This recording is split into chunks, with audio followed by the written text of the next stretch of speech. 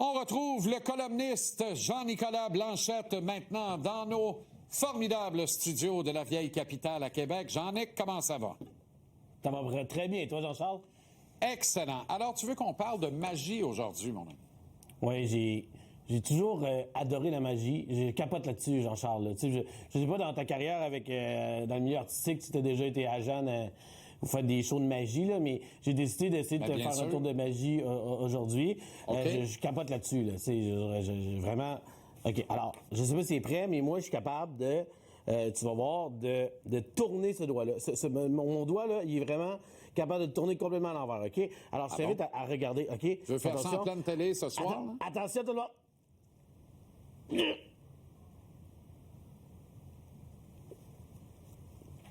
Ça a dû marcher? Ben, je suis pas sûr, là. Oh. Peut-être. Je suis jamais capable de faire le prestige. Même mes enfants trouvent que je suis pourri en magie. Je suis jamais capable de pêcher en char. J'ai vraiment essayé, là. Je pensais vraiment que ça allait marcher. J'ai essayé devant ma blonde, elle a trouvé que ça marchait pas partout non plus. Il y a eu pas d'effet non, partout. J'ai modestement envie de te dire, la prochaine fois que la charmante Jessica te donne un aussi bon conseil que fais pas ça, ça marche pas, écoute-la. Alors, on va pas parler de magie. On va parler d'un magicien. Ou d'un artiste, si tu veux. Si on peut partir de la séquence que j'ai envoyée. OK.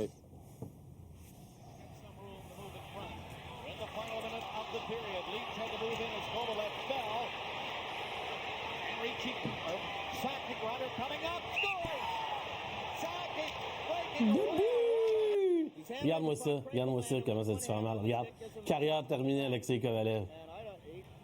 Carrière terminée. Ouais. Ça a tellement l'air de faire mal. Hein? Ben oui. Alors, et on refuse le but parce que Covey a une carrière terminée pour ce coup de bâton de Craig Volanen. Je pense qu'il a fait 3 points, hein, 3 points après dans ce match-là. Ben oui. Tout ça en plein Madison Square Garden. C'est l'élimination fatidique des Nordiques et soit dit en passant, le dernier match en carrière du légendaire Andy Van Leeuwen. Ça finit bien, hein? Ça finit très bien. Écoute, les Nordiques qui ont déménagé, je pense que c'est 12 jours après on a annoncé le déménagement des Nordiques. On a été éliminé par les Rangers. Moi, mon point, Jean-Charles, là, c'est que c'est ce gars-là qui donne des conseils à Ivan Demidov. Non, mais hey, ça, là, pars-moi pas à me fâcher, là. À tous ceux qui disent Demidov est le meilleur depuis Kovalev, là, arrêtez-moi ça tout de suite, il est le meilleur depuis Kovalev, là.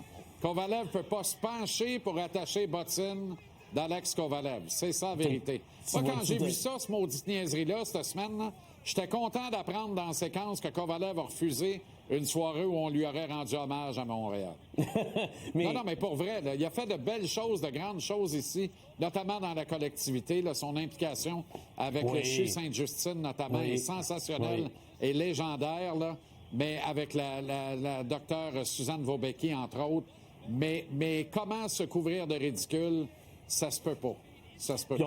On a vu l'autre séquence aussi, là, ici, quand il est rentré dans Sheldon Sorry, on s'en rappelle aussi en 2004, mais, tu sais, puis je comprends, là, qu'il a joué des boys puis des pêcheurs, puis c'était vraiment attachant, là, Kovalev, là, mais que ce gars-là, qui travaillait pas si fort que ça, critique un petit gars, qui a vraiment pas besoin des conseils de Alex Kovalev, qui est une carrière complètement pitoyable comme entraîneur présentement, qui vient de se faire mettre dehors, puis qui dit qu'il est pas assez productif quand Demidov joue avec Slavkovski, qui est le gars qui doit rater le plus souvent le but dans la Ligue nationale, puis avec Kapanen. Hey, t'as-tu remarqué? Je trouve que le commentaire qu'on entend le plus souvent les commentateurs de hockey, là, cette année, dans la Ligue nationale, quand j'écoute le Canadien, c'est et Kapanen fend l'air.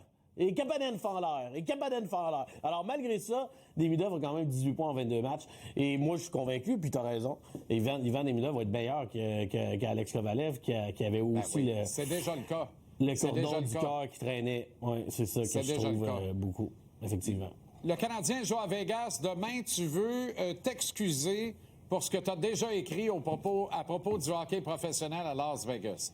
On n'est plus à l'époque de Radek Bong puis des chandails et des patins roses. Hein? Et oui, ça contre des Rafales de Québec, hein? C'est ça? Je me rappelle bien. Le Thunder de Las Vegas. Dans la Ligue affrontait internationale. notamment les Rafales à l'occasion, oui. C'est ça. Mais c'est juste que moi, j'avais ri beaucoup de Vegas. Je suis allé à quelques matchs, puis je trouvais que les épées en plastique au début, puis on s'en est déjà parlé. Je ris encore de ça. Je trouve ça kitsch, là. Tu sais, je trouve que ça vraiment niaiseux. Mais je pense que j'ai douté à quel point les gens de Vegas aiment leur équipe de hockey, aiment le hockey, puis commencent à connaître le hockey. Puis je suis allé voir un élu, quand je suis allé à Vegas il y a quelques semaines, je suis allé voir un des élus, lui c'est un maire qui est là depuis très longtemps, il est rendu commissaire du comté là, de Clark, là, où il y a Las Vegas, puis tu sais, ce gars-là, moi je suis arrivé, puis j'ai dit, tu sais, je vais te provoquer, je veux que tu t'excuses parce que c'est à cause de vous qu'on n'a pas de hockey ici. Puis il a trouvé ça drôle, il s'est prêté au jeu. C'est quelque chose que je publie demain matin. Hey, à Vegas, à l'époque, il y avait une glace, là, il y en a 6. Il y a des joueurs de Las Vegas qui viennent au tournoi Pee-Wee de Québec. Le hockey là-bas, là, tu sais, oubliez les Raiders, là. Quand il y a les Vegas joue le soir, ils jouent un match, les Golden Knights jouent un soir. Il n'y a rien qui pogne plus que ça dans la ville de Vegas. Il n'y a pas un spectacle, sauf peut-être Beyoncé.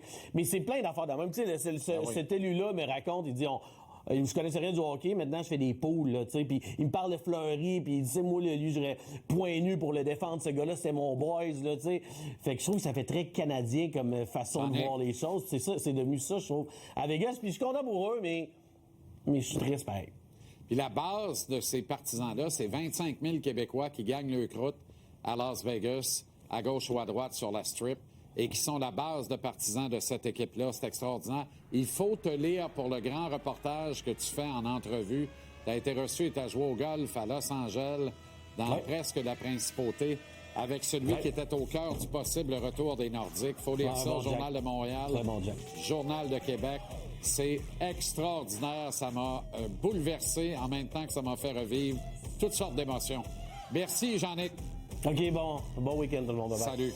On s'arrête en pause. Au retour, c'est Renaud Lavoie qui est là à la mise en échec et le coach Danny Dubé. Maxime Lapierre s'en vient.